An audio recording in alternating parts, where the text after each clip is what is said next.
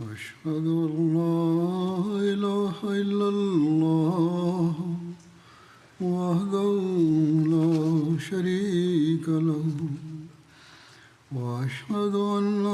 محمدا عبده ورسوله أما بعد فأعوذ بالله من الشيطان الرجيم بسم الله الرحمن الرحيم الحمد لله رب العالمين الرحمن الرحيم مالك يوم الدين إياك نعبد وإياك نستعين اهدنا الصراط المستقيم صراط الذين أنعمت عليهم غير المغضوب عليهم ولا الضالين. د حضرت خبیب د شهادت ذکر روان وو. د دې نور تفصیل کې دا لیکل شوی دی چې هغوی وړومبي صحابي وو چې په سوله شهید کړی شوي وو، یعنې په صلیب ځوړند کړی شوي وو او شهید کړی شوي وو. علامه ابن اسیر جزري لیکي چې حضرت خبیب وړومبی صحابي وو چې د خدای پاک له خاطره په سوله خېژول شوی وو. یو روایت کې دا دی چې قریشو چې کله حضرت خبیب ته ووی چې که ته اسلام پرېږدې نو موږ به ستا لاره پرېږدو، خو که تا پرېنښودو اسلام نو موږ به تا ووژنو. نو حضرت خبیب ورته ووی چې د خدای پاک په لاره کې زما وژلې کېدل خو یوه معمولي خبره ده. او بیا ووی چې یا خدای دلته هېڅوک هم داسې نشته چې دا وخت ستا رسول ته زما سلام ورسوي، نو ځکه یا خدای ته پخپله رسول کریم صلی الله علیه و آله وسلم ته زما سلام ورسوه او هغوی ته ووایه دا هر څه چې موږ سره دلته کېږي لګیا دي. حضرت اسامه بن زید دا روایت دی چې یوه ورځ رسول کریم صلی الله علیه و آله وسلم د خپلو صحابهو سره ناست وو او رسول کریم صلی الله علیه و آله وسلم د هغه کیفیت راغلو چې د وحي د نزول په وخت پرې راتلو او موږ بیا هغوی واورېدو چې هغوی فرمایل چې وعلیه السلام ورحمت الله وبرکاته، یعنې په هغه د هم سلامتي او د خدای پاک رحمتونه او برکتونه دې وي. او بیا چې د وحي د نزول اثر ختم شو د هغوی نه، نو رسول کریم وفرمایل چې دا جبرائیل وو او هغوی ما ته د خبیب سلام را رسولو. قریشو خبیب ووژلو. روایت کې دا دی چې قریشو داسې 40 کسان راوښتي وو د حضرت خبیب د وژلو لپاره چې پلار نیکه د بدر په جنګ کې وژل شوی وو. او بیا د قریش هغو خلکو ته هر چا له یوه نیزه ورکړل شوې، ورته ویل شوي چې همدغه تن دی چې ستا پلار نیکه یې وژلي وو، ستاسو پلار نیکه یې وژلي وو. نو هغو خلکو بیا په خپلو نیزو وارونه شروع کړ په حضرت خبیب باندې او په دې حضرت خبیب په صلیب باندې ناقلاره شو. بیا وی چې راوړېده نو د هغوی مخ د قبلې طرف ته شو. نو هغوی دا وی چې ټول تعریفونه د خدای پاک لپاره دي چې زما مخ د قبلې طرف ته کو، دا چې کوم هغه ځان لپاره خوښه کړې ده. او بیا مشرکین لږې شو، هغوی حضرت خبیب ووژل. او دې نه معلومیږي چې مشرکینو چې مخکې حضرت خبیب باندې نیزې چې کومې لګولې وې سخته زیاتې چې ورله ورکړې وه بیا وژلې وو. او یو روایت دا معلومیږي چې حضرت خبیب چې کله خپل شعرونه ختم کړو نو عقبه بن حارث هغې له راغلو او هغه لږې شو حضرت خبیب یې ووژلو. د عقبه بن حارث کنیت ابو سروه بیان شوی دی او ځینې روایتونو کې ذکر دی چې ابو سروه عقبه بن حارث هغه وخت وړوکی و، د هغه په لاس کې نیزه ورکړې شوې وه خو وار ابو میسره ابدري کړی و. ځینو علما د یو ماشوم په لاس کې هغوی نیزه ورکړې وه د بدل اخیستو لپاره. خو زور په یو بل تن لګولی و چې مشر و. ځینو علماو د ابو سروا نوم ذکر بیل کړی دی او عقبه بن حارث یې د هغه ورور بیان کړی دی. چې کله ابو مسره وار وکړو نو په هغې کارونه شو نو ابو سروا ورمخکې شو او په نیزې باندې هغې ووژل. بیا وروستو عقبه بن حارث چې د مکې د فتح په وخت اسلام قبول کړو هغه بیانول چې زه لا وړوکی وم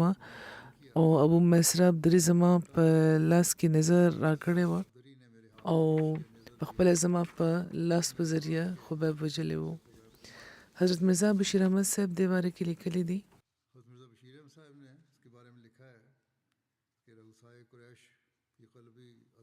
چې د قریش د ریسانو په زړه کې چې کومه دښمني وه د هغې مخې ته د رحم او د انصاف جذبه د دې خوړو سوال نه پیدا کېدو. لا زیاتې ورځې نه وې تېرې چې د بنو حارث خلکو او نورو د قریشو ریسانو خبیب د وژلو لپاره او د هغوی په قتل باندې جشن کولو لپاره هغوی یو کلام میدان ته راوسته. خبیب چې اندازه وکړه چې د هغوی شهادت جوغ دی نو هغوی قریش ته ډېر په الحاح وویل چې د مرګ نه مخکې ماله د 2 رکعاتو لمونځ اجازت راکړئ. نو قریش چې غالبا د اسلامي لمونځ منظر هم هغوی دا غوښته چې دغه تماشې برخه شي هغوی ورله اجازت ورکړو. نو خبیب ډېر په توجه په حضور قلب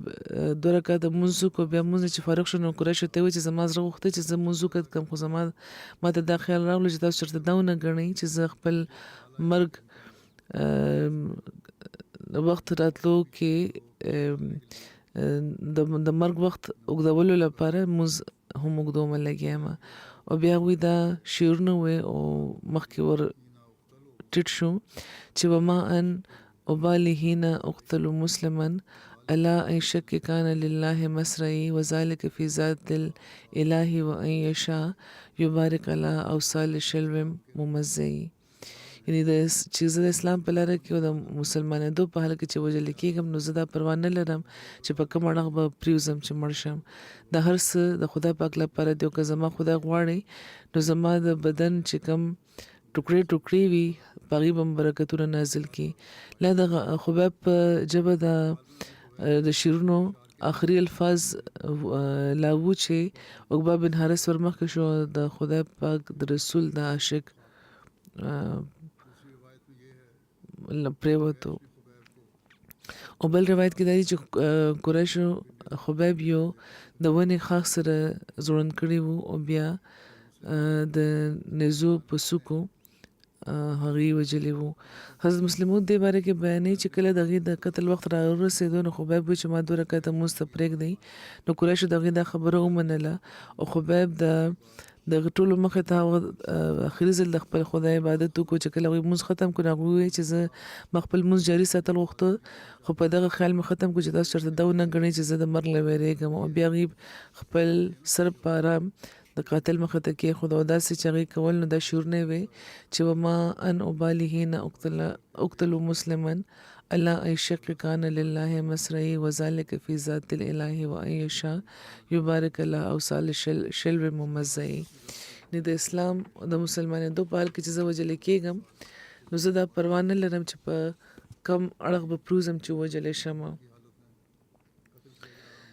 دا هر څه زما د خدای پاک لپاره دی او که خدای زما غواړي نو زما د بدن چې کومې ټوکړې وي په هغې به برکتونه نازل کړي. او د خبیب لا د شعرونه ختم شوي نه وو چې د جلاد توره د هغې په مری راغله او د هغوی سر په خاورو کې را پرېوتو.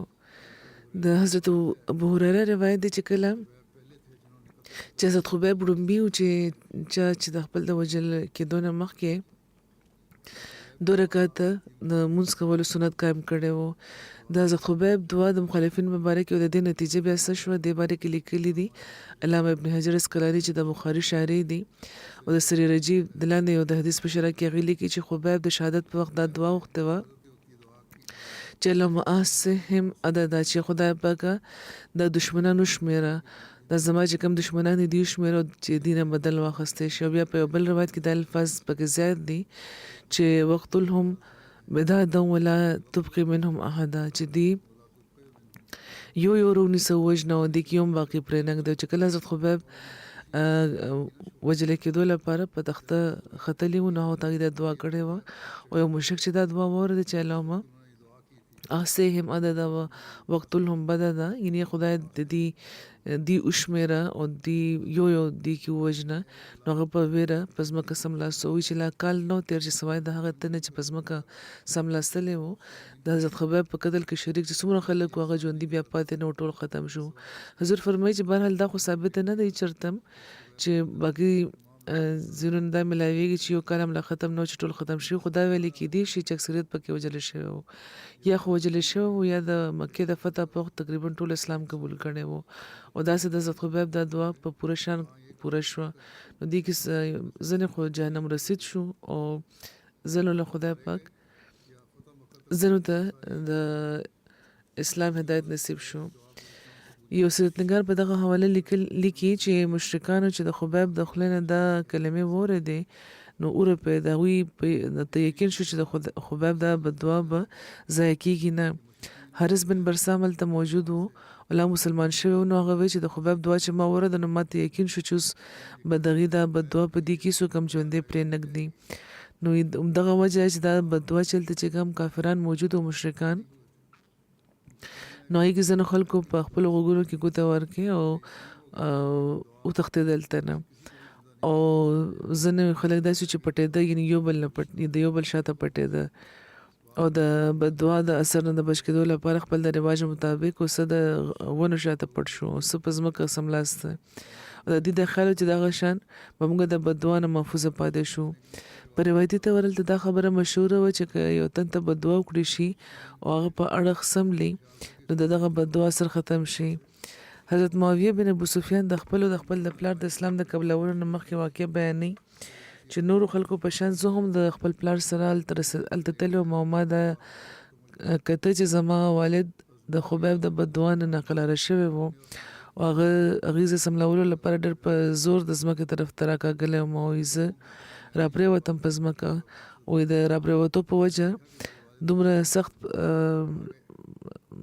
لګېدلی وم چې ډېر موده پورې ما د هغې تکلیف محسوسولو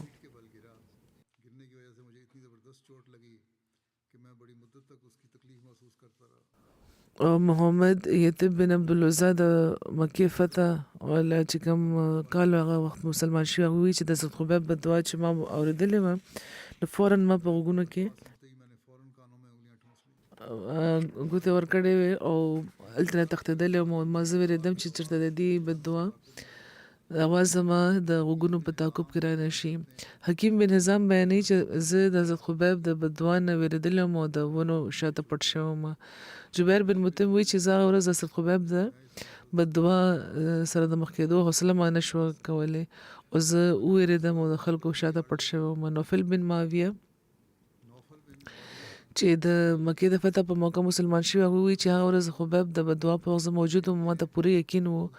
چې د دغه بددعا په وجه به هلته موجود چې کم خلک دي څوک هم پکې ژوندی پاتې نه شوي زه ولاړم ودرېدم او د هغوی په بددعاوې ناقلاره شوم او د ځمکې طرف ته ټیټ شوم او قریشو کې د دغه بددعاوې ډېر شهرت و بیا او میاشت نه زیات وخته پورې د هغوی په مجلسونو کې د خبیب د بددعا ویرې چې کومه وه هغه موجوده وه او هغوی په قسم قسم تبصرې کولې یو بل روایت دی چې په هغه مجمع کې یو تن سعید بن عامر هم شریک و دا بیا وروسته مسلمان شوی و د حضرت عمر خلافت په زمانه کې وایي د هغې تر خلافت زمانې پورې د هغې دا حال و چې کله به هغې ته د حضرت خبیب واقعه رایاده شوه نو هغې باندې به دوره راغله سعید بن عامر چې چا ذکر وسو شو د دې باره کې دا ملاویږي چې حضرت عمر د خپل خلافت په دور کې شام کې دوی د یو ځای عامل مقرر کړي وو او ځینې وخت به هغې د خلکو ترمنځ به هغې باندې بېهوشۍ دوره به راغله نو خلکو حضرت عمر ته شکایت وکړو چې دا بیمار تن دی چې تاسو کوم په موږ مقرر کړی دی یو ځل هغې حضرت عمر سره ملاوېدلو راغله نو حضرت عمر هغې نه تپوس وکړو چې صحیح دی ته څه بیماري ده نو په هغې ورته عرض وکړو چې یا امیر المؤمنین ما ته څه بیماري نه ده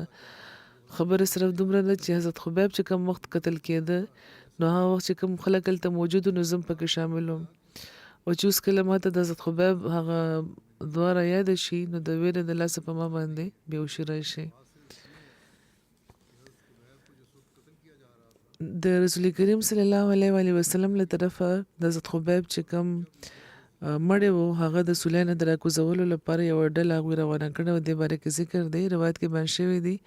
چې قریشو د صلح د حفاظت لپاره 40 کسان مقرر کړي وو چې هغه د هغې هغه مړی دی هملته ځوړند دي، هملته د خرابېږي او دې بیا وروسته خپل بدل اخلي. نو بهرحال رسول کریم صلی الله علیه و آله وسلم حضرت مقداد او حضرت زبیر بن عوام د مکې طرف ته روان کړي چې هغوی د حضرت خبیب مړی د صلح نه راکوز کړي. هغوی خبر شوي وو، شاید چې خدای پاک خبر کړي وو. بهرحال د یو روایت مطابق رسول کریم فرمایلی وو چې تاسو کې څوک دي چې خبیب به د صلح نه راکوزوي د هغه لپاره به جنت وي. نو حضرت زبیر بن عوام ورته عرض وکړو چې یا رسول الله زه زما ملګری مقداد بن اسود به دا کار وکړو. او چې کله دې دواړه هلته ورسېده چېرته چې د حضرت خبیب مړی ځوړند و، نو هلته هغوی وکتل چې 40 کسان دي خو یې ټول بېهوشه وده وو. نو هغوی دواړه خبیب راکوز که او دا د حضرت خبیب د شهادت نه د 40 ورځو پس واقع ده. حضرت زبیر د خبیب مړی په خپل اس کېښودو او هغوی دواړه روان شو. چې کله کافران خبر شو نو هغوی حضرت خبیب چې لید چې نشته، نو هغوی قریش خبر که او په دې 80 کسان نور راووته او نور خلک هم شامل شو چې هغوی ورپسې لاړ شي. او بیا چې قریشو دا خلک د هغه دواړو صحابهو ته جوخت ورسېده نو د حضرت زبیر د حضرت خبیب هغه مړی په ځمکه کېښوده او حضرت زبیر د خپل سر پټ کېښولاو. هغوی ته یې وویل چې زه زبیر بن عوام یم او دا زما ملګری مقداد بن اسود دی او موږ داسې زمري وو چې موږ خپل ماشومان رسو پرېښي دي او که تاسو غواړئ نو موږ به په غشو ستاسو استقبال کوو او که تاسو غواړئ نو موږ به په تاسو راشو او که مرضي مو ده نو دې ځای نه لاړ شئ. نو هغه مشرکانو چې دا واورېده نو هلته نه لاړه. او دې نه پس چې حضرت زبیر وکتل نو د حضرت خبیب چې کومه مړی وه غایب و، لکه ځمکې خوړلې وي او په دې د هغې نامه بلی الارض مشهوره شوې وه، یعنې هغه تن چې ځمکې تیر کړي وي ثابت. او د لاش غایبېدو باره کې دا روایتونه دا عجیبه ښکاري. حضور فرمایي خو یو روایت دی چې مخکې مو بیانوم هغه صحیح ښکاري چې څنګه لاش غایب شوی. بهرحال حضرت زبیر او حضرت مقداد باندې د فرشتو د فخر باره کې لیکلی شوی دي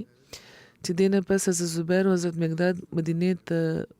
لاړ، رسول کریم صلی الله علیه و آله وسلم له ورسېده. نو هغه وخت رسول کریم سره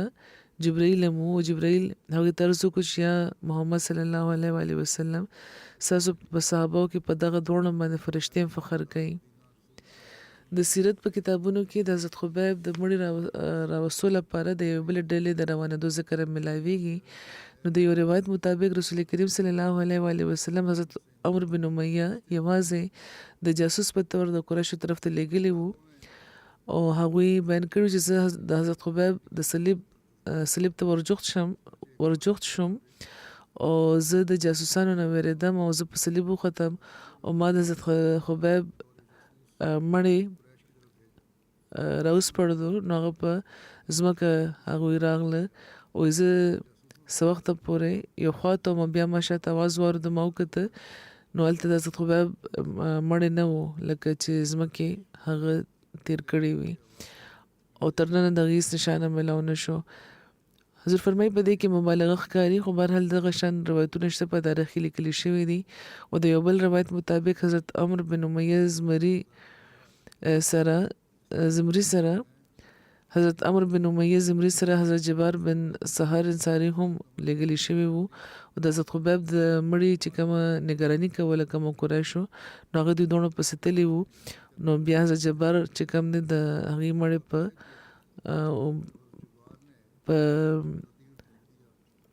نهر کې ویشتی وو، نهر کې غورځولی وو او دغه شان خدای پاک د خبیب مړی د کافرانو نه د لاسه غایب کړی وو. بهرحال لکه څنګه چې ما وویل چې مختلف روایتونه دي. دا روایتونه چې کوم دا روایت زیات صحیح ښکاري چې کله هغوی ورپسې ورغله نو هغوی یعنې حضرت جبار د هغې ناش په اوبو کې وغورځولو او هغه په اوبو کې لاړو او داسې کیدای شي چې اوبه چې کومې وي د هغې تیزه چپه راشي. نو دې باره کې مختلف روایتونه راغلي. بهرحال کافرانو په لاس نه ورغلی د هغوی مړی همدا وي چې ځمکې خوړلې و غایب شوی و او په دغه وجه دی د بلی الارض په نامه د مشهور شوی وو او کافرانو چې څه کول غوښته هغوی ونه کړی شو او دغه شان خدای پاک د هغې مړې د بې حرمتۍ نه محفوظ وساتلو نو خدای پاک داسې هم د خپلو نازولو حفاظت کوي حفاظت خدای پاک به کولو ډېرې داسې موقع وي چېرته چې مړي محفوظ ساتلی شوی وو حضور فرمایي چې تېر ځله ما یوه واقعه اورولې وه چې د شاتو مچو په ذریعه مړي محفوظ ساتلی شوی وو بې حرمتي نه وه شوی بیا د هغه بهرحال دا چې کوم خلک وو خدای پاک سره چې مینه کوله او د خدای پاک خاطر یې قربانۍ کولې او د خدای پاک هم بیا د هغې قدر کولو او د هغې د مرګ نه پس هم د هغې مړي یې محفوظ ساتلي وو حضور فرمایي چې د دعا طرف ته دلته دغه سری ذکر ختم شو د دعا طرف ته زه پام ګرځوم او د فلسطینیانو لپاره په خاص طور دعا کوي اوس خو انتها شوې ده د رفاه باره کې مخکې وی چې امریکې به وی چې دا زموږ رډ لاین به اوس وی چې نه اوس لا نه دی ختم شوی خدای به خبر حضور فرمایي چې د دې معیار څه دی د رډ لاین څومره لکه خلک به دوی وژني او بیا به دوی څه د ځایه خوځي خدای پاک د دغه ظالمانو نه دنیا له نجات ورکړي او معصومو فلسطینیانو له دې نجات ورکړي دغه شان د سودان خلکو لپاره دعا کوي هلته هم په خپله د خپل قام خلک وژنې لګیا دي مسلمانان وژنې لګیا دي خدای پاک د هغې لم عقل ورکړي او دوی د خدای پاک د ګرفت نه دې بچ شي او د خدای پاک چې کوم احکامات دي دوی چې ځان ته چې مسلمانان وایي نو بیا دې پې عمل هم کوي د یمن د اسیرانو لپاره هم دعا کوي خدای پاک د دغې د رهایي سامان پیدا کړي د پاکستان د احمدیانو لپاره هم دعا کوي هلته هم حالات بدلیږي لاندې بره کېږي او چې کله اوس چې کله اختر جوخت دی نو نور د مولایان چې کوم دي سرګرم شي خدای پاک د هر احمدي د دې د شر محفوظ وساتي او د اسیرانو د رهایي د هم زر سامان پیدا کړي حضور فرمایي چې اوس د جمعې د لمونځ نه پسه به غایب جنازه هم کوو لومبۍ جنازه چې کومه ده دا زموږ د سلسلې مربي چودھری منیر احمد صاحب دی دغې ده چې ډایرکټر وو د MTA انټرنیشنل ټیلیپورټ امریکې تېر ورځو کې دوی وفات شوي دي د 83 کالو په عمر کې ان لله و انا الیه راجعون د دې په خاندان کې احمدیه د دې د غور نیکه د مور له طرفه د حضرت مولوي فضل الدین صاحب رضی الله تعالی عنہ په زیر راغلی وو چې دغې نامه د حضرت مسیح موعود علیه السلام چې کوم 314 صحابه دي دغې په فهرست کې په 2 نمبر دغې نامه ده او چودھری منیر صاحب د په کال 1988 کې د جامع احمدیه نه د شاهد امتحان پاس کړی وو او بیا پاکستان کې په مختلفو ځایونو کې دی د مربي په حیثیت خدمت کړی دی بیا معتمد مجلس خدام الاحمدیه مرکزیه په تور دی ته د خدمت توفیق ملاو شوی وو بیا په کال 1981 کې دوی امریکې ته واستولی شو تر 90 پورې دوی هلته وو بیا واپس راغله بیا 94 کې دوی بیا امریکې ته لاړه او تر اخره بیا امریکې کې د جماعت خدمت دوی کولو دوی د MTA ټیلیپورټ امریکې په قیام کې نمایانه کردار لوبولی دی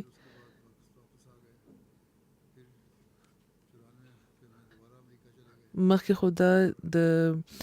ټرانسمیشن یو وړوکی شان سټوډیو بیا پکې وسعت پیدا کړی شو او باقاعده د سویلي امریکې لپاره یو بیله شعبه پرانیستی شو دوی هلته ډایرکټر جوړ کړی شو هلته د MTA حضور فرمایي ما دې هلته ډایرکټر مقرر کړ بیا ډېر په زیار او ډېر په محنت او چې کوم تکنیکی مهارت وی چې دوی نو ترلاسه کړی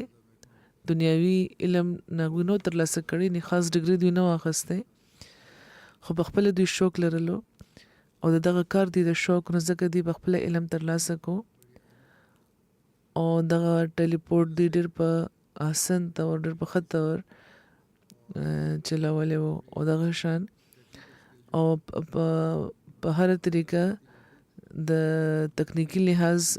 ډېر په اعلی معیار دا رسولی او د دې په غمځپلو کې د دې دهلیې نه علاوه یو زیات دولونه دي د دې ماشومانو ویلي دي چې همیشه دوی په خدای پاک باندې توکل لرلو هر ګرانه کې به دوی د دعا طرف ته پام ګرځولو دا به وي چې کوم اسباب دي دا استعمال کوي او معامله بیا همیشه په خدای پاک پرېږدئ. د مهمان نوازۍ صفت پکې ډېر نمایان و. هر وخت به کور د میلمنو لپاره کلاو و. همیشه به خلافت سره ښه پوره تعلق ساتلو به تلقین کولو دي ماشومانو ته. MTA لپاره چې کوم صلاحیتونه هغه به استعمالول، بلکې دې ماشومان وي چې هسپتال کې په مختلفو وختونو کې چې دوی بیمار وو، ډېره اوږده موده دوی بیمار وو، نو په مختلفو وختونو کې نو هسپتال کې به چې داخل وو هلته هم دوی د MTA لپاره کار کولو. نو د واقفي زندگی چې کوم یو اعلی نمونه و دي. او میرزا مغفور احمد صاحب چې د امریکای جماعت امیر دی، هغې لیکي چې د دې ډېره لویه خوبي دا وه چې صرف دا نه چې خپله شعبه ښه کولو لپاره به دوی ډېر په محنت او توجه کار کولو، بلکې خپل وخت او علم به د جومات نورو کارونو له ورکولو لپاره به هم دوی هېڅ ډول تعامل نه کولو. او ځینې جوماتي کارونو کې هغوی خاکسار مدد هم ډېر په خوشحاله او په توجه کړی دی. او که د جوماتي مفاد لپاره د هغې په علم کې به څه معلومات راغله، نو دوی به د جوماتي انتظامیه سره رابطه وکړه او د طرف ته به پام ګرځولو.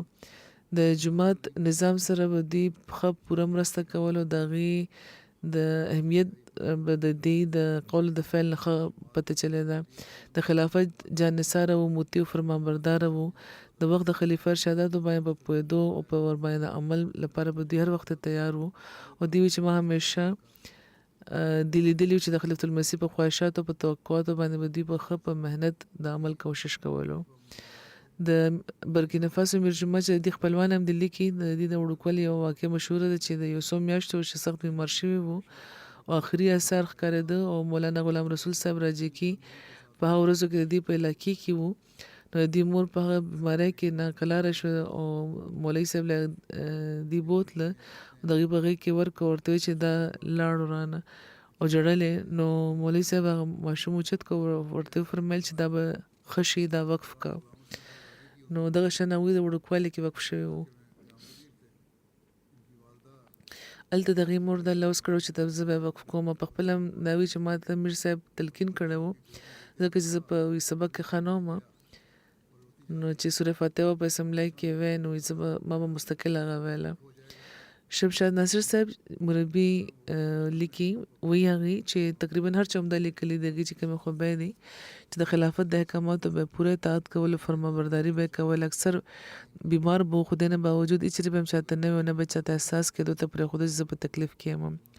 بس خپل کار سره به کار ساتلو او ډېر په محنت به دوی دا کار کولو. هر قسمه معاملاتو باندې هغوی دسترس لرلو. په جوړتیا به د هر څیز مطالعه کوله. بیا به د مربیانو رهنمایي فرمایله. بهترینه منتظم هم و او ملګرو سره د هغوی ډېر مشفقانه سلوک به و. میلمستیا هم وه په دې کې او هغه هم دا محسوسه کړې صرف ماشومانو دا نه دي لیکلي. هر چا سره په مسکا میلاودل د دوی عادت و. ډېر نرم طبیعت لرلو دوی، خو همت نه به یې کار اخیستو. خدای پاک د دې په دماغ کې عجیبه صلاحیتونه ایښي وو. مربي و، خو چې کله حضرت خلیفة المسیح رابع رحم الله دوی په آرټ سټیشن کې مقرر کړي وو، نو هر څیز دوی ډېر په جوړتیا مطالعه کړی و، بیا هغه انتهایي کامیابۍ ته رسولی و.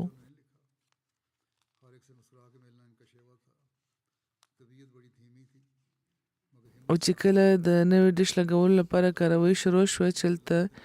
پروګرامونه د ټرانسمیټ کېدی شي په ټوله امریکا کې، نو چې کومه متعلقه اداره وه هغې نه به اجازت اخیستل وو. نو هلته انسپکټر راغلی و او هغه اجازت نه ورکړی او په فارم باندې ساین هغه نه و کړی. بهرحال هغوی بیا ما ته ولیکل، نو ما ورته وویل چې تاسو کوشش کوئ، خدای پاک به مدد فرمایي.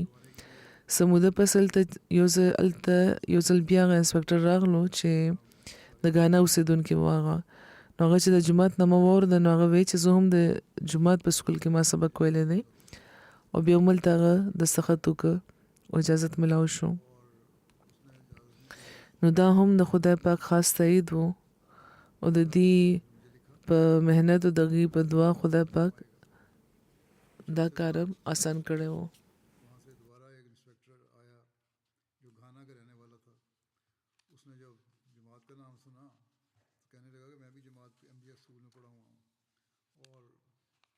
لایق مشتاق صاحب د سورنا مربي صاحب لیکي چې دوی د سویلي امریکې د ملکونو دوره کړې وه او د MTA باره کې معلومات اخیستي وو. 3 ورځو پورې په سورینام کې دوی څارو او هغوی وی چې د وخت خلیفه زه یو مقصد لپاره دلته رالېږلی یم او زه صرف به همدا کار کوم او څه هېڅ به د سیل پروګرام نه وي او پوره وخت هغوی د MTA د نشریاتو چې کوم ټسټونه وو د کورونو دوره وه او جومات د خلک د MTA نه استفاده کولو باندې پوهول او هلکان د MTA نشریات دوران چې کوم مسلې وي د هغې د حل کولو طریقې باندې پوهولو کې دوی دا ټول وخت لګولی و او ما سره یو ځل هغې بیانول چې یو مربي ما ته ګیله کړې وه. ځینې وخت مربیان ګیلې وکړي چې 2 کاله پورې موږ په جامع کې سبق ویلی دوس موږ په دفتر کې کېدولی شوي یو. نو ما ورله جواب ورکړ چې چودري منیر صاحب چې هغې ورله جواب ورکړ چې د وخت خلیفه ښه خبر دی چې چا نه کله څه کار اخیستل پکار دی. د سلسلې مبلغ یم او 15 کالو راځې د وخت د خلیفه په حکم په ټلیپورټ کار کومه لګیا یم. سټک او پلاس کې یو تکنیکی کارونه هم کوم او که ماته دا ویلی شي چې د وخت د خلیفه له طرفه چې په کوڅو کې جاړو ورکه نو زه په شرع صدر دا کار هم کوم او په خپله به زه جمعدار بللی کېږم. حضرت مسلم موعود رضی الله تعالی عنه یو ځل دا فرمایلی مو چې زموږ په دفترونو کې کار کوونکي چې کم دی وخت به داسې راځي چې دلته به موږ مربیان لګو دا نه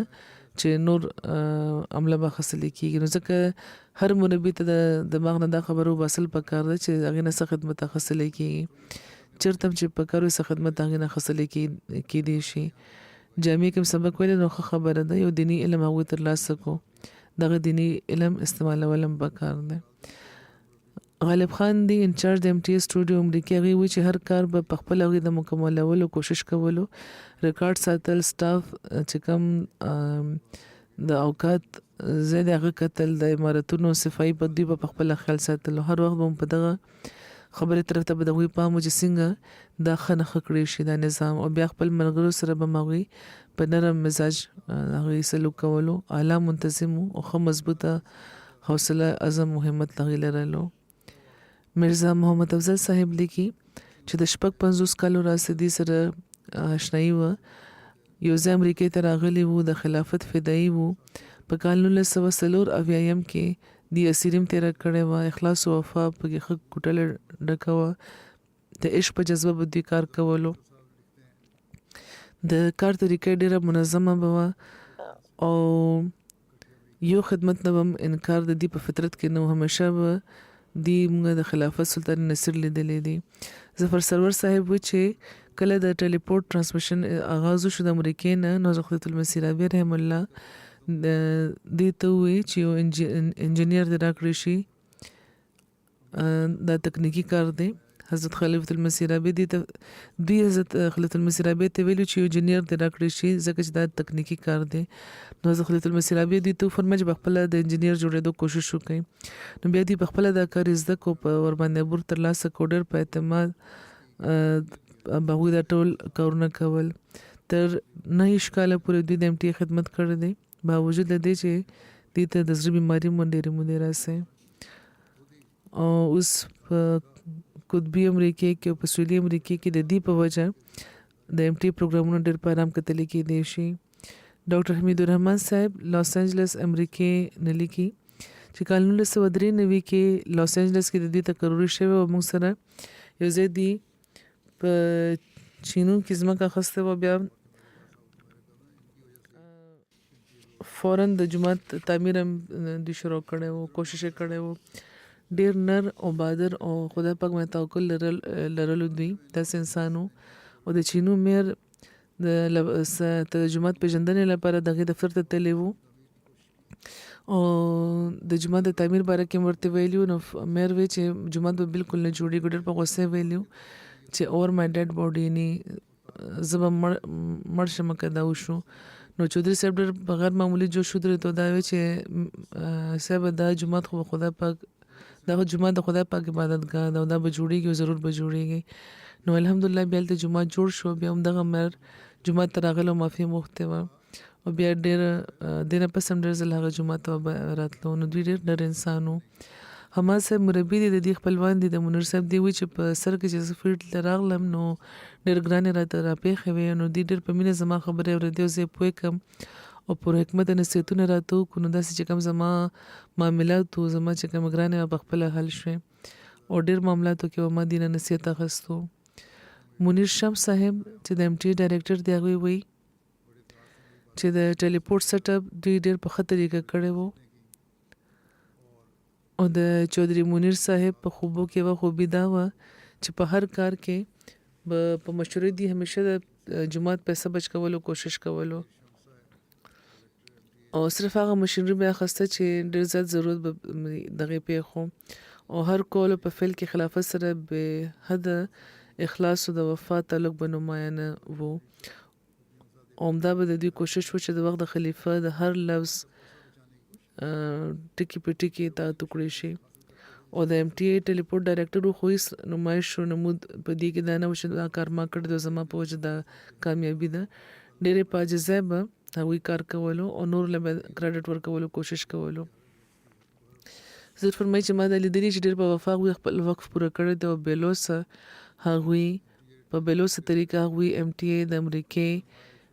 په بر اعظم کې د رسولو لپاره ښه پوره کوشش کړی دی. څه چې په ایماندارۍ دی پوهېده دې باره کې ډېر ښه مشورې هغوی ورکړې دي. حضور فرمایي ما ته به هم لیکل او مخکې کېدو او د خپل د اهمیت د ښودلو شوق دوی ته نه و بس یو شوق و دوی ته چې کم کار هم د وخت د خلیفه له طرفه ما ته سپارلی شوی دا زه په ښه طریقه پوره کړم د دې کوشش وکړم خدای پاک د دې سره د مغفرت او د رحم سلوک وفرمایي درجات دې ورته اوچت کړي. بل ذکر دی د مکرم عبدالرحمن کټي صاحب اله نور کراله دی هم تر ورځو کې وفات شوی دی ان لله و انا الیه راجعون د خدای پاک په فضل موسی و د 14 کالو په عمر کې د خپل د ماما د مولانا محمد علوي صاحب په ذریعه دوی د بیت توفیق ترلاسه کړی او د مونځ روژې پابند و جمعه سره ډېر د اخلاص تعلق لرلو ساده طبیعت لرلو عاجز نیک انسان و او کوشش به دا و چې هر کار کې څه نه څه دیني اړخ ته ضرور شامل وي.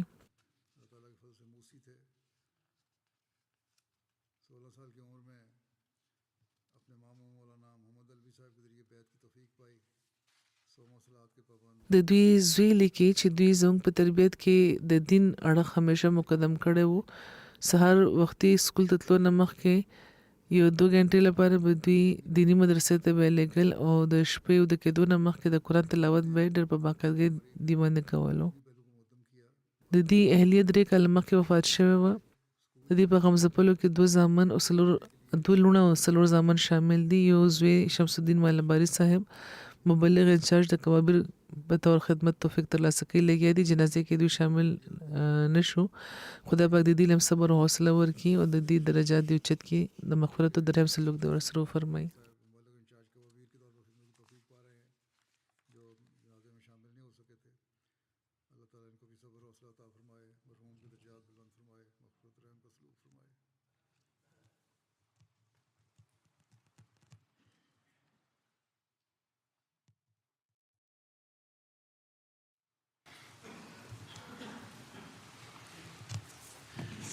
الحمد لله نحمده ونستعينه ونستغفره ونؤمن به ونتوكل عليه ونعوذ بالله من شرور أنفسنا ومن سيئات أعمالنا من يهده الله فلا مضل له ومن يضلل فلا هادي له ونشهد أن لا إله إلا الله ونشهد أن محمدا عبده ورسوله. عباد الله رحمكم الله إن الله يأمر بالعدل والإحسان وإيتاء ذي القربى وينهى عن الفحشاء والمنكر والبغي يعظكم لعلكم تذكرون اذكروا الله يذكركم وادعوه يستجب لكم ولذكر الله أكبر